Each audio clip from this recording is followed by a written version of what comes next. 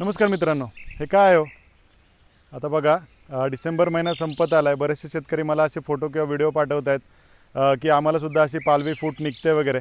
तर मित्रांनो, तुमच्या बागेला जर पाण्याचा व्यवस्थित ताण नसेल किंवा आपली जमीन काळी असेल आणि ओलावा जमिनीमध्ये कमी असेल तर आपल्यासुद्धा बागेला काही ठिकाणी असं पालवी निघू शकते. पण आपण जर फवारणीचं नियोजन व्यवस्थित ठेवलं म्हणजे 05234 नॅफ्थॅलिक ॲसिड वगैरे, तर आपल्याला या पालवीतून सुद्धा मोहर निघालेला दिसेल.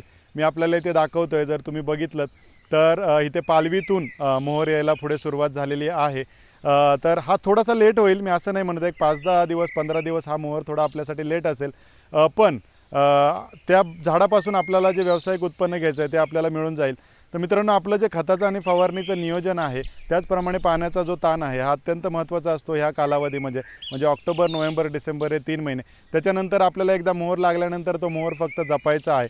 आपलीसुद्धा व्यावसायिक आंबा शेती असेल किंवा आपण आंबा शेतीची लागवड करू इच्छित असाल तर आम्हाला कमेंट सेक्शनमध्ये द्या, किंवा आपले काही प्रश्न असतील तर आम्हाला व्हॉट्सअपसुद्धा करू शकता.